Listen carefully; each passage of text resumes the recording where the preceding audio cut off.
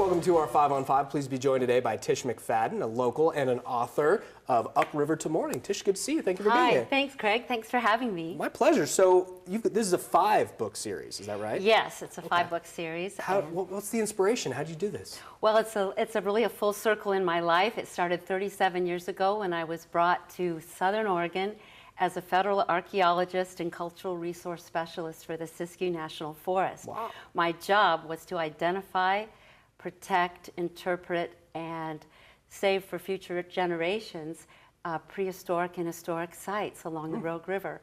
So my territory was quite large. We had ranger districts in Gold Beach and Brookings and Cave Junction and Grants Pass.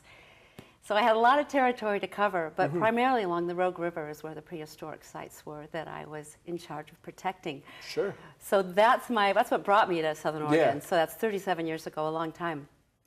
And this has come full circle because in the interim years, I became a music professor and started my own school. I also have been honing my skills as a writer. And when I first came, I learned about a woman named Agnes Baker Pilgrim.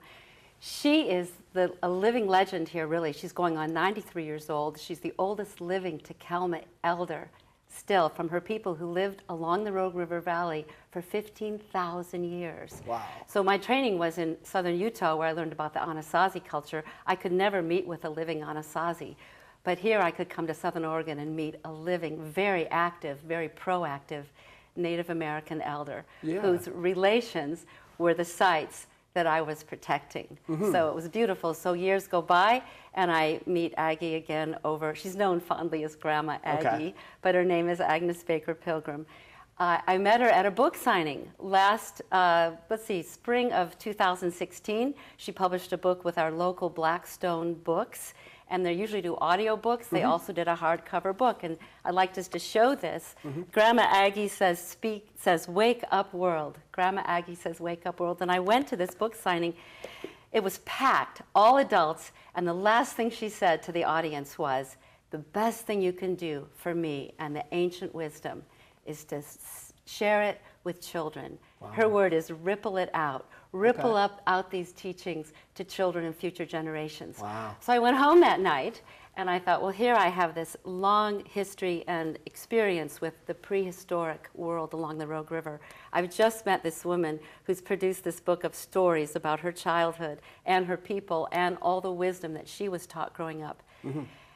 And I've been honing my skills as a writer for years, and I woke up with the notion that I think I'm the one to write this series. Excellent. All right, we're going to take a quick break. We'll have much more in a moment. Stay with us.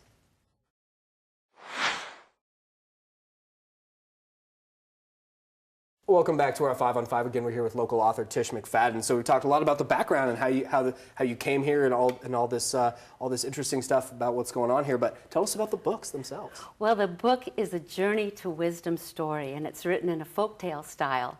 So the characters are actually the animal characters that are traditional as well as mythical Takelma characters that live along the Rogue River, and that would include salmon, coyote, red-tailed hawk, deer woman, and bear. Also the earth element characters like rock women and tree people and the grass people and fire people. So they're my characters. Salmon is taking a journey upriver to the source of the river at Boundary Springs. So from the Pacific Ocean all the way to where the river is born. And it's on the journey that Salmon and his friends learn of the wisdom that Grandma Aggie speaks about. They're woven very, very seamlessly into the story. And in the end, the characters find out they've been carrying the wisdom inside of them the whole time. Wow. And their experiences are what reveal their knowledge and their relationship with each other. Wow, fantastic. Okay, so if people want more information and they want to get a hold of one of these books, what can they do? Well, the books are not yet published. They're in the publishing process.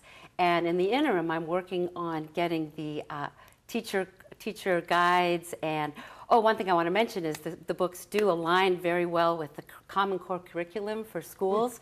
And I have Chris Kibbe as my educational consultant. And so we'll have these books in Spanish and in English, which is great for the bilingual community.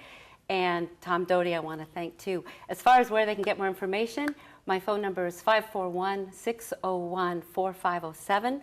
My email address is rumtum@mind.net. I am looking for some financial support to help with the educational development of these projects. Any donation on behalf of the Farnley Tyus Foundation for this project will be fully tax deductible. Okay, excellent. Well, great to meet you. Congratulations. Thank you, It's very Craig. exciting. Thank you. All right, stay with us. We'll be right back.